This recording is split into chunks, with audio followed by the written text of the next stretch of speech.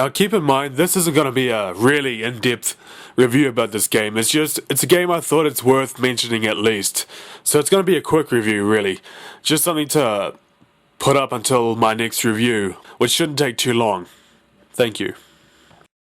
Oh man, sorry it has been longer than I'd like for making a review, but anyway, the wait is over. This is WWF Attitude for the Nintendo 64. Why the Nintendo 64? Well, when I reviewed Warzone, that game was for the PlayStation. So I figured why not give the Nintendo a chance with an acclaimed wrestling game.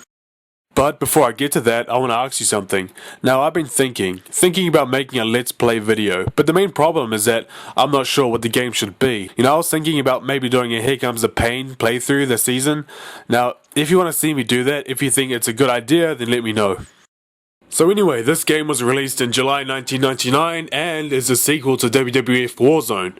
So yeah, it's pretty much a ramped up version of Warzone, so let's check it out.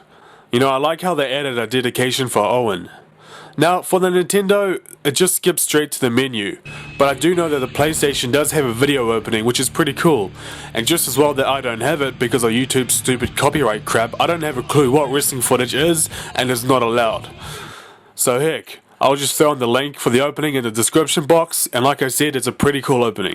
So the menu, you have Exhibition, Career Mode, King of the Ring, Pay-Per-View, Create a Wrestler, Utilities, I guess that is the Options button, and Cheat.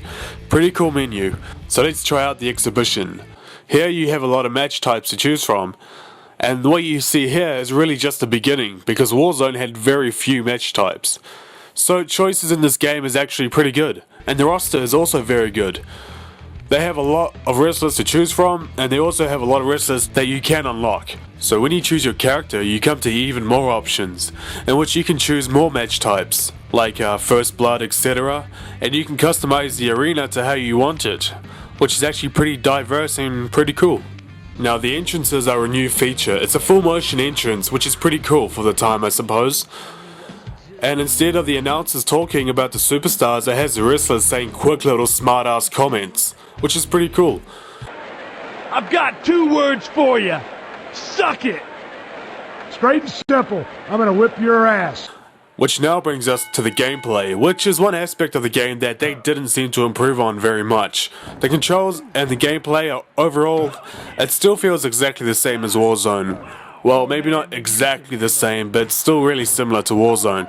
But what I did think was pretty cool is the blood. I mean, you can make them bleed from almost anywhere, which is pretty awesome. And the announcers are King and Shane O'Mac.